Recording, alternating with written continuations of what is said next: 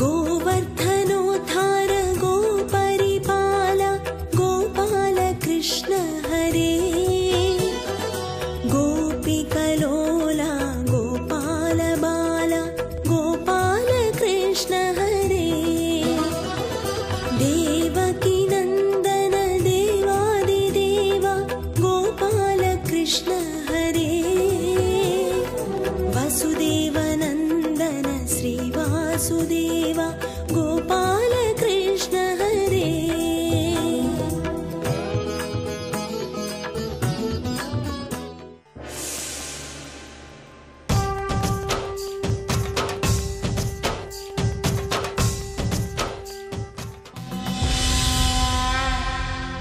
ధృతరాష్ట్రుడున్నాడే ఇన్ని తప్పులైనా చేసి ఉండొచ్చు. భార్య తాపత్రయం భార్యది. ఈయన అంధుడు, దీనుడు, వృద్ధు. ఇటువంటి వాణ్ణి ఇలాగే బాధపడుతూ మరణించకుండా సంతోషపడేటట్టుగా ఆయన బతుకు మిగిలినది వెళ్ళేటట్టుగా చూడవలసిన కర్తవ్యం నీకు పాండవులకి ఉంది కదా. వాళ్ళు తండ్రి అని ప్రేమిస్తారు కదా. కాబట్టి కృష్ణ మార్గాన్ని ఆలోచించు. తప్పకుండా చూస్తానమ్మా. నేను చూడడం ఏమిటి, ధర్మరాజు గారు ప్రాణం పెట్టి చూస్తాడు పెద్ద తండ్రిని, బెంగపెట్టుకోక్కర్లేదు అని వ్యాసుడు అక్కడే ఉన్నాడు. ఒక్క క్షణం పైకి లేచాడు. అమ్మా, పాండవులను చంపడానికి అశ్వత్థామ బయలుదేరి పెడుతున్నాడు. భయంకరమైన యుద్ధం జరగబోతోంది. నేను పాండవులను రక్షించుకోవాలమ్మా, నేను సెలవు తీసుకుంటానన్నాడు. ఆయన భగవంతుడుగానే ప్రవర్తించాడు అని నేను మీకు 1కి 10 మార్లు చెప్పాను. వెంటనే గాంధారీ ధృతరాష్ట్రులు ఉన్నారు, రక్షించు రక్షించు పాండవుల్ని, తొందరగా బయలుదేరు కృష్ణ అంటే వాళ్ళ మనస్సులు ఎంత మారిపోయాయో చూడండి. ఇంత ఇక్కట్లలో, ఇంత ఒత్తిడిలో అటు దుర్యోధన మరణానికి ముందు ధర్మరాజు చేసిన ప్రతిజ్ఞ వలన ఏ ఇబ్బంది రాకుండా అటు కాపాడుకున్నాడు. యువతల కాపాడుకోగానే మళ్ళీ బలరాముడికి వచ్చిన కోపం వలన భీముడు కాని పాండవులు కాని దెబ్బ తినకుండా వాళ్ళని రక్షించుకున్నాడు. అటు భీముణ్ణి రక్షించుకున్న తర్వాత రాజులందరూ అక్కడ రకరకాలుగా సమావేశం పెట్టి మాట్లాడుతున్నప్పుడు ఆ మాటలు కొనసాగడం వల్ల వచ్చేటటువంటి ఉపద్రవాన్ని లెక్క కట్టుకుని ఇక అది చర్చ ముందుకు వెళ్లకుండా చేసి రాజులను శాంతపరిచి రథాలెక్కి వెళ్ళిపోయేటట్టుగా చేశాడు.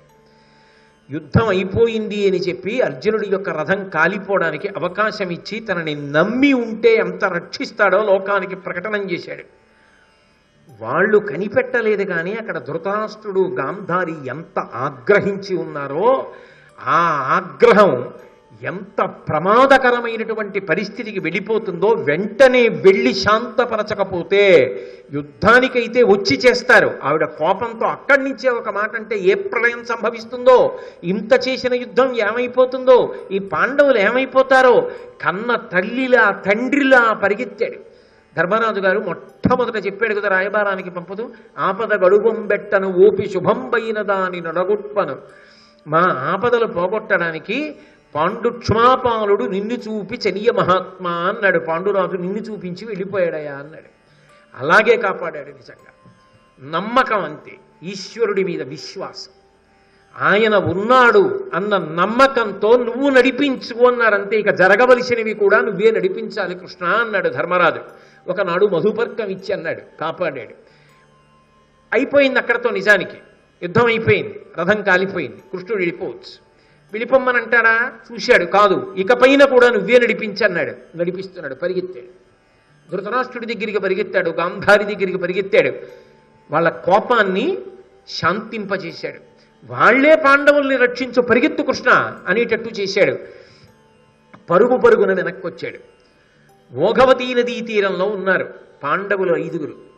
వాళ్లతో పాటు సాత్యకి ఉన్నాడు. వాళ్ళ 6గురిని దగ్గర పెట్టుకున్నాడు. తాను వెళ్ళి ధృతరాష్ట్రుడితోటి గాంధారితోటి చెప్పినటువంటి మాటలు, దాని వలన ధృతరాష్ట్రుడు గాంధారి ఎంత ప్రశాంతత పొందారు, ఈ విషయాలన్నిటినీ కూడా వాళ్ళందరికీ కూడా వివరణ చేశాడు. వాళ్ళందరూ కూడా సంతోషపడ్డారు. ప్రతిరోజు రాత్రి యుద్ధం అయిపోయిన తర్వాత పాండవులందరూ, సాత్యకి, కృష్ణుడు వీళ్ళందరూ కూడా శిబిరాలకు వెళ్ళిపోతారు. శిబిరాలకు వెళ్ళిపోయి శిబిరాల్లో పడుకుంటారు. సర్వసైన్యాధ్యక్షుడెవరు? దృష్టద్యుమ్నుడు. భీష్ముణ్ణి చంపినవాడెవరు? శిఖండి. ద్రౌపదీదేవికి 5 పాండవుల వలన జన్మించినటువంటి వాళ్ళు ఉప పాండవులు. వీళ్ళందరూ కూడా యుద్ధం చేశారు. వీళ్ళందరూ సాత్యకి, కృష్ణుడు, పాండవులు అందరూ కలిసి ఆ శిబిరాల్లోనే పడుకుంటారు. ఆ రోజు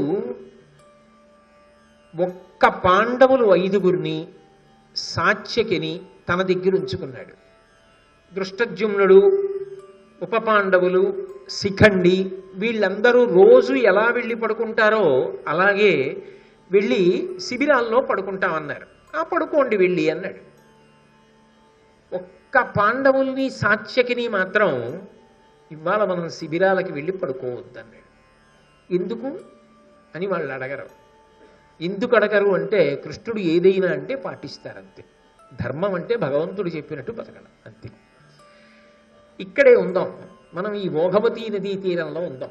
ఇవాళ ఏదో మాట్లాడుకుని ఇక్కడే చల్లటి గాలి పీలుస్తూ ఇక్కడే కొంత విశ్రాంతి తీసుకుందాం. పాండవులు సాత్యకితో కలిసి తాను అక్కడున్నాడు. వీళ్ళందరూ శిబిరాలకి చేరిపోయారు. మిగిలిన వాళ్ళు అందరూ పడుకుని నిద్రపోతున్నారు. దుర్యోధనుడు తొడలు విరిగిపోయి పడి ఉన్నాడు కదూ. అశ్వత్థామకి ఎక్కడ లేని ఆగ్రహం కట్టలు తెంచుకుంది. పక్కన కృతవర్మ, కృపాచార్యుడు ఉన్నారు. వాళ్ళని పిలిచి అడిగాడు, మనం యుద్ధం చేసి చంపలేము. యుద్ధంలో భీష్ముడిని శిఖండిని అడ్డుపెట్టి పడగొట్టారు. ఇదిగో చర్చల వల్ల వచ్చేటటువంటి ప్రమాదాలు. దానివలన ఏ కార్యాచరణ లేని అనంతమైన చర్చలు అక్కరలేని ప్రమాదములు తెస్తాయని భారతం యొక్క సందేశం. కాబట్టి ఆ భీష్ముణ్ణి శిఖండిని అడ్డుపెట్టి కొట్టారు. ద్రోణుణ్ణి ధర్మరాజుతో అబద్ధం చెప్పి కొట్టారు. కర్ణుడి రథచక్రాలు భూమిలో దిగిపోతే కొట్టారు. శల్యుణ్ణి ధర్మరాజు పడగొట్టాడు. కర్ణుడి సారథ్యానికి ఉపయోగించి కర్ణుడు పడిపోవడానికి కారకులయ్యారు. ప్రత్యేకించి మా నాన్నని పడగొట్టిన సందర్భం నా మనసులో కలుక్కుమంటూనే ఉంది. ఇంతమంది పడిపోయి చిట్ట చివరికి భీముడు దుర్యోధనుణ్ణి నాభి కింద తొడల మీద గదతో కొట్టి విరగ్గొట్టి పడగొట్టాడే. ఎక్కడో ఆయన ఒక హ్రదంలో దాక్కుంటే అభిమానాన్ని రెచ్చగొట్టి బడలిపోయి ఉన్నాను అన్నవాడిని యుద్ధానికి తీసుకెళ్లి బలరాముడు ఎదురుగుండా యుద్ధం చేసి పడగొట్టారే. ఇంతమంది రాజుల చేత గౌరవింపబడినవాడు, ఇంతమంది పరివారం చేత గౌరవాలు అందుకున్నవాడు ఇవాళ దిక్కులేని వాడిలా యుద్ధభూమిలో పడిపోయి ఉన్నాడే. ఆ దుర్యోధనుడు పరిస్థితిని చూసినప్పుడు నా మనసు కదిలిపోయింది. ఏదో ఒకటి చెయ్యాలి. రాత్రి నిద్రపోతున్నారు, ఇవన్నీ పక్కన పెట్టండి. ఇంతకుముందు వాళ్ళు ఉపాయంతో చంపారా లేదా?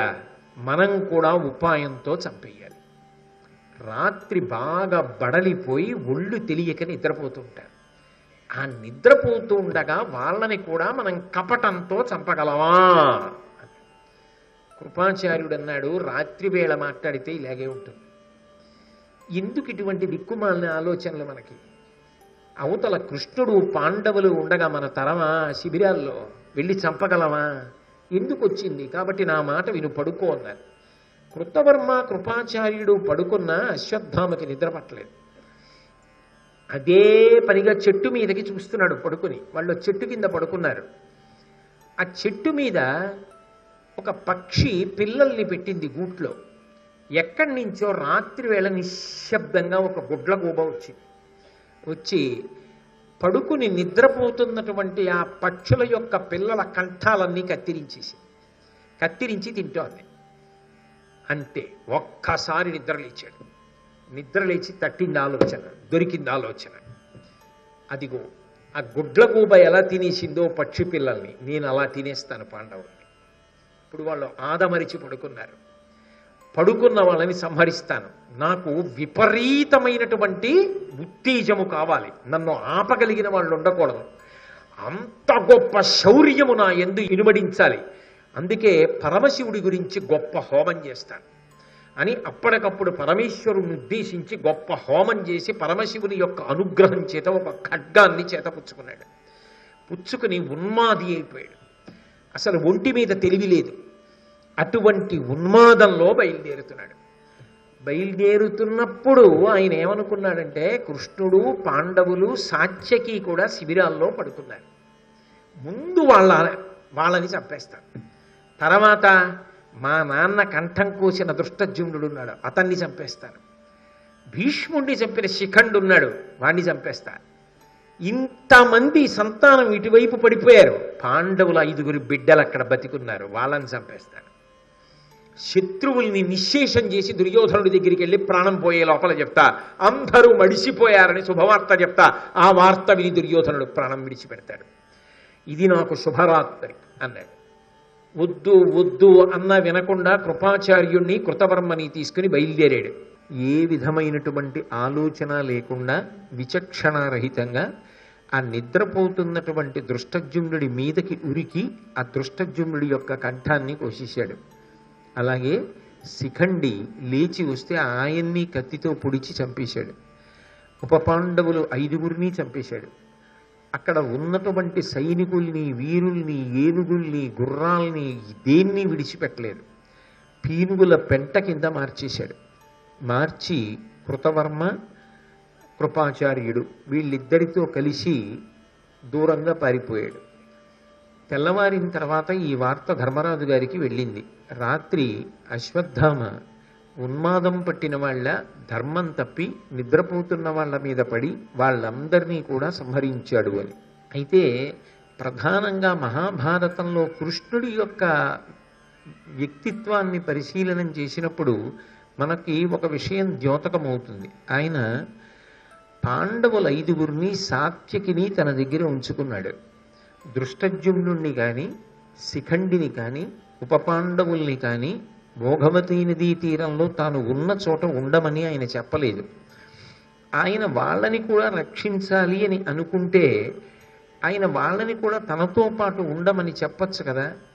కానీ కృష్ణుడు వాళ్ళని ఎందుకు తన దగ్గర ఉండమని చెప్పలేదు, పాండవులను మాత్రమే ఉంచుకున్నాడు, సాత్యకిని మాత్రమే ఉంచుకున్నాడు అంటే దాని అర్థం వాళ్ళని మాత్రమే రక్షణ చెయ్యడానికి ఆయన సంకల్పించాడు అన్న విషయం అర్థం అవుతోంది. పోనీ వాళ్ళు ఏమైనా అధర్మాత్ములు అందుకని దృష్టజుమ్నాదుల్ని వదిలిపెట్టాడు అందామా అంటే దృష్టజుమ్నుడు సామాన్యమైనటువంటి వీరుడు కాదు. కేవలము ద్రోణాచార్యుల వారిని సంహరించడం ఒక్కటే కాదు. ఒక కోణంలో పరిశీలనం చేస్తే దుర్యోధనుడి వైపు వచ్చినటువంటి సైన్యానికి సర్వసైన్యాధిపతులు ఎందరో మారారు. భీష్ముడితో మొదలై భీష్ముడు, ద్రోణుడు, కర్ణుడు, శల్యుడు, అశ్వత్థామ ఇంతమంది సర్వసైన్యాధిపత్యాన్ని పొందారు. కానీ కురుక్షేత్ర సంగ్రామం జరిగినంత కాలం అంటే 18 రోజుల పాటు కూడా పాండవుల వైపున ఉండి యుద్ధం చేసినటువంటి మహావీరుడు, ఎందరినో పడగొట్టినటువంటి వాడు దృష్టజుమ్నుడు ఒక్కడే. దృష్టజుమ్నుడిని మార్చి మళ్ళీ వేరొకరికి సర్వసైన్యాధిపత్యం ఇవ్వవలసినటువంటి అగత్యం పాండవుల వైపు కలగలేదు. కానీ అంతటి అరివీర భయంకరుడైనటువంటి దృష్టజుమ్నుణ్ణి, కారణజన్ముణ్ణి కృష్ణ పరమాత్మ ఆ రోజు భోగవతీ నదీ తీరంలో తన వద్ద ఉంచుకోలేదు. అంటే యథార్థమునకు ఆయన మరణించడాన్ని అంగీకరించాడు, ఆయన చనిపోవచ్చు అని ఆయన తీర్మానించాడు అన్న విషయం మనకు అర్థమవుతుంది. ఎందుకు అలా చేశాడు అన్నది ఒక ప్రశ్న. అయితే ఒకసారి పూర్వాపరాల్ని పరిశీలనం చేస్తే ద్రోణాచార్యుల వారు నిజానికి యజ్ఞం చేసి ఆయన కోరుకున్నది ఏమి అంటే నాకు ద్రోణాచార్యుల వారిని సంహరించగలిగినటువంటి కుమారుడు కావాలి అని ప్రార్థన చేశాడు. చేసినటువంటి యజ్ఞము యొక్క ఫలితంగా ఆ యజ్ఞము నుండి ఆవిర్భవించినటువంటి వాడు దృష్టజుమ్నుడు. ఆయనకి సోదరిగా వచ్చినది ద్రౌపదీదేవి.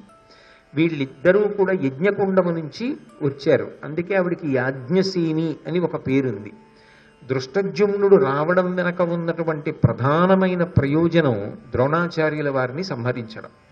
ద్రోణాచార్యుల వారిని సంహరించేటటువంటి ప్రక్రియ పూర్తయిపోయింది. ఆయన అగ్నిహోత్రుడి యొక్క అంశలో వచ్చాడు ఆ దృష్టజుమ్నుడు. అయినప్పుడు ఈ దేవతలు రావడం వెనకాతల ఉన్నటువంటి కారణం ఏమిటి అంటే ధర్మ సంస్థాపన. దాని కొరకు వారు వేరు అంశాలలో భూమి మీదకి వచ్చారు. దృష్టజుమ్నుడు ప్రధానంగా ఏ ప్రయోజనం కోసం వచ్చాడో ఆ ప్రయోజనం ద్రోణాచార్యుల వారిని సంహరించడంతో పూర్తయిపోయింది.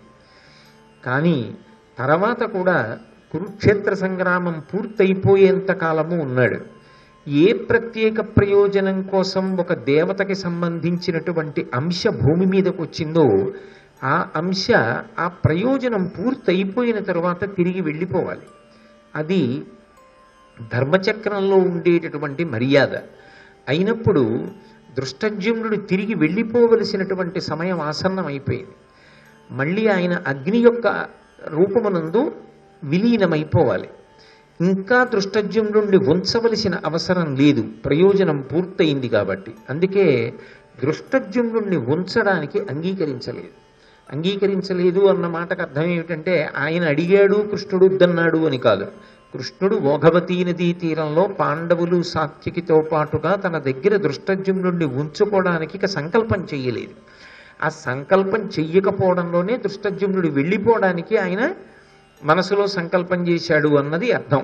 కాబట్టి ఈ విషయాన్ని పరిశీలించినప్పుడు ఒకటి అర్థం అవుతుంది. భూత భవిష్యత్ వర్తమాన కాలములన్నీ తెలిసి ఉన్నవాడిగా దేవతాంశలు దేనికోసం బయలుదేరి వచ్చాయో ఆ దేవతాంశల యొక్క ప్రయోజనము పూర్తయిపోయిన తర్వాత అవి తిరిగి వెనక్కి వెళ్ళిపోవలసినటువంటి అవసరము ఎంత ఉంటుందో, ఇక్కడ భూమి మీద ఉండేటటువంటి వారికి ధర్మచక్రాన్ని తిప్పేటటువంటి వాడిగానే కాకుండా అఖిలాండ కోటి బ్రహ్మాండ నాయకుడిగా దేవతల యొక్క వ్యాపారములను కూడా నియంత్రించగలిగినటువంటి పరబ్రహ్మస్వరూపమై శ్రీకృష్ణ పరమాత్మ మహాభారతమునందు నిలబడ్డాడు అన్నది నిర్వివాదాంశంగా దీని చేత తేలుతుంది.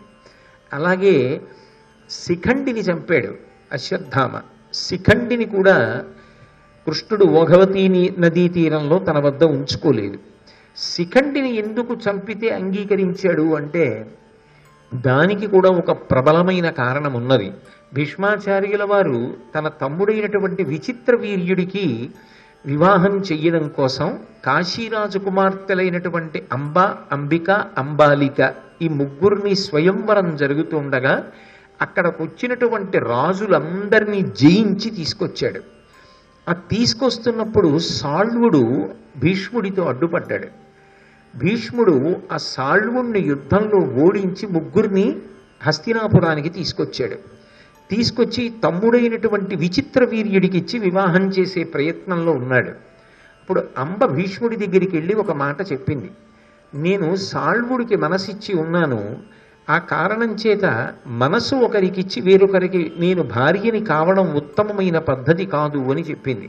వెంటనే పరమ మర్యాదతో సమస్త గౌరవాలతో భీష్ముడు అంబని సాళ్వుడి దగ్గరికి పంపించాడు.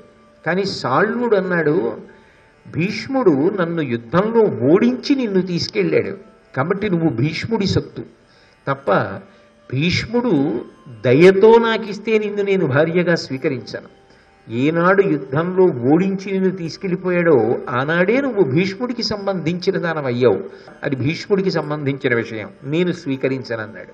అంబ తిరిగి వెళ్ళి భీష్ముడిని అడిగింది, నన్ను తీసుకొచ్చిన వాడివి నువ్వు, అవతల సాళ్వుడు వివాహం చేసుకోలేదు, యువతల విచిత్ర వీర్యుడికి అంబాలికనిచ్చి వివాహం చేసేశావు, అంబికనిచ్చి వివాహం చేసేశావు, ఇక మిగిలిపోయిన దాన్ని నేను.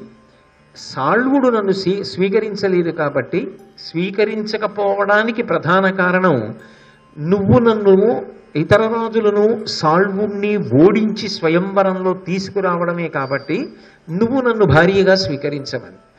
భీష్ముడు అన్నాడు, నాకు ఆజన్మ బ్రహ్మచర్య వ్రతం ఉంది, నేను తండ్రికి మాట ఇచ్చి ఉన్నాను, శంతర మహారాజు గారి దగ్గర స్వచ్ఛంద మరణాన్ని వరంగా కూడా పొందాను. అవతల ఒకప్పుడు దాశరాజు కుమార్తెని నా తండ్రి వివాహం చేసుకుంటున్నప్పుడు సత్యవతి వివాహ సందర్భంలో ప్రతిజ్ఞ చేశా, నేను బిడ్డలను పొందను, భార్యని స్వీకరించానని. కాబట్టి నిన్ను నేను భార్యగా స్వీకరించే అవకాశం లేదు. నీ మనసు సాళ్వుడి దగ్గర ఉంది అని తెలిసిన తర్వాత నా తమ్ముడికి ఇచ్చి వివాహం చేసే సమస్య కూడా లేదు. కాబట్టి ఇప్పుడు నిర్ణయించవలసిన వాడు సాళ్వుడు.